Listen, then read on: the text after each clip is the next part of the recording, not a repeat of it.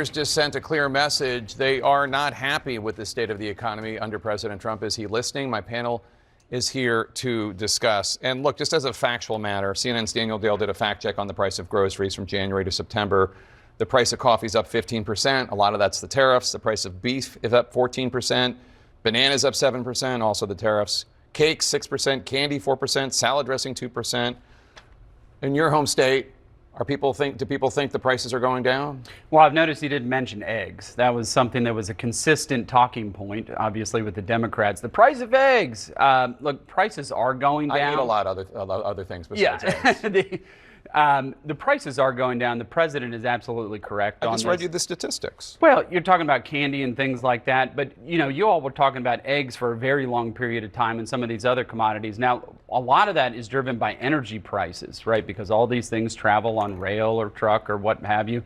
As energy prices start to come down, as American energy gets unleashed in this country, which President Trump has been so focused on, you're going to see prices continue to come down. Now, the president is right, though. We do need to focus on affordability in this country. That's something that we need to pivot to. That's not what he said. He said, I don't want to talk about affordability. Everybody knows it's far less expensive under Trump than it was under Sleepy Joe. No, when he's talking about... It was a con job by the Democrats. Yeah, when he's talking about affordability, particularly in health care. And he did just talk about that here just recently. Instead of giving a giveaway to the insurance companies, why don't we help the American people actually sit in on this? I mean, it's a very difficult job. I appreciate the congressman kind of getting caught in this pretzel this morning. However, like electricity prices are actually going up. Everybody will tell you, average Americans will tell you that the price of groceries are going up.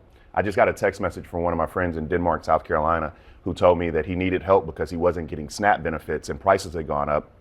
He wanted me to help him. Well, the reason he's not getting SNAP benefits because the Democrats have kept the government shut down. He wanted me to help him make sure that he could put Thanksgiving items on his family's table. And so what I'm saying is that you have pressures from both sides, which most Americans are feeling. You see these prices are rising, they're steadily increasing. Congratulations on eggs, but these prices, other prices are rising, and then people don't have money in their pockets to afford to be able to buy them. You're a pollster. What is the view of the American people on prices, on affordability, on the economy, how it affects them? People still feel like prices are not going down yet. And there was a period of time where there was a lot of frustration with Democrats. Democrats found out the hard way that you can't just tell voters, no, we promise prices are great. We promise prices are great if they're not. Yeah. They got hit at the ballot box in 2024 pretty hard with that. Republicans may find out the same lesson in 2026 if voters have not come to a different conclusion. Well, now, there's still time. There's still time for that to turn around. People, I think, gave President Trump, said, okay, we're going to give you a couple of months to get your arms around this. But whether tariffs wind up helping or hurting, whether his policies on energy wind up helping or hurting, he will be held accountable for that one way or the other come next November. Sochi, you're a Democrat. I want to play an ad for a Republican. This is Elise Stefanik, a congresswoman from New York, who's running for governor of New York. Take a look. Kathy Hochul made New York the most unaffordable state in the nation, crushing families with sky-high taxes, unaffordable rent, soaring energy costs, and record-high grocery bills. Elise Stefanik will make New York affordable and safe. So some Republicans are getting the memo on affordability. Yeah, it's smart. And I'll say that Donald Trump has not learned the lessons of Joe Biden. Joe Biden used to go out and say, our economy is great. No one felt it. That is exactly what Donald Trump is doing. And it's exactly why Joe Biden and Democrats have lost over the years. I will say, though, on the affordability message, Democrats, I will say there is not a lot that they're on message about, but affordability is one of them across the board where I do think that campaigns got that message. And now you're seeing Democrats win or overperform 90% of races this year because they are talking about costs, and people are feeling, just like Kristen said, they feel that costs are not coming down low enough, and that's exactly why they voted for Trump, but he just hasn't delivered. Let's talk about the shutdown, because you just brought up the SNAP benefits. And Congressman, there is a move in the House and the Senate to talk about ways to change the Obamacare subsidies that the Democrats want to extend. They say that's the reason for the shutdown, why they're voting to not open the government, why they're not voting to open the government. Congressman Don Bacon, a Republican colleague of yours, working with Democratic Congressman Tom Suozzi, talking about doing that, but making modifications to these subsidies, having a more means testing of it, et cetera, more direct payments instead of to insurance companies. Senator Bernie Moreno of Ohio said something similar on Twitter the other day, not the exact same thing, but the same neighborhood. Is there a possibility of a compromise afoot?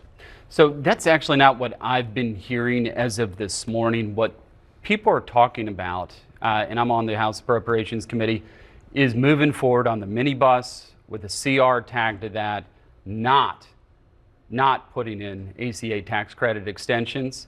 That's what we're talking about right now. That vote has been pushed. They were supposed to vote today. They're going to vote tomorrow. GOP is going to conference today on that and see if they can push that minibus forward with Senator Murray, who has been negotiating this with Thune and the other appropriators right now. So I think what you could see is a partial full funding where you got Milcon VA, Ledge Branch, Ag, which takes care of your SNAP benefits that the Democrats have denied the American people now with the shutdown. And so then we can bring that back and fund those 3 bills and then start to go through the rest, defense, labor H, so on and so forth. But CR probably till mid-January.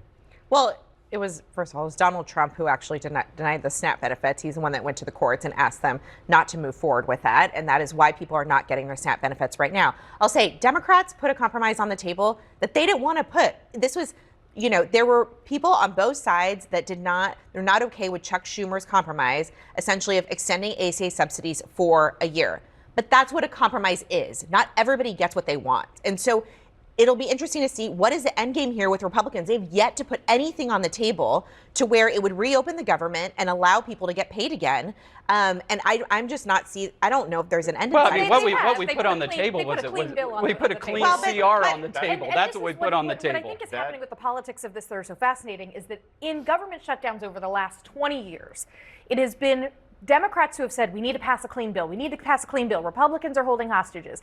And the fact that the tables are turned here, I think, is what is causing the polling to be this stalemate where there's a slightly greater number that think Republicans are responsible. But earlier on in the shutdown, I think the pain threshold for both parties was they thought, eventually voters are going to blame the other side, so let's hold the line. I think as flights start getting canceled for Thanksgiving, I think as people stop being able to put food on the table for Thanksgiving, that pain threshold is going to rise and the impetus for compromise will rise. That's why that talking point falls flat about the 14 CRs in the past that Democrats have voted for, because something transformational happened prior to this government shutdown, which was they passed this horrible piece of legislation that they now have to call the Big Beautiful Bill Act. Yeah. So what happened when they passed that piece of legislation?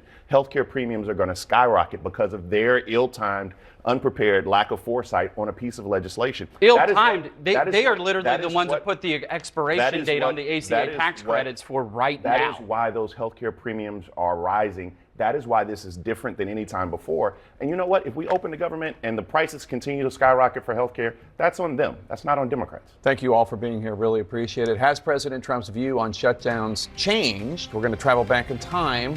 That's next.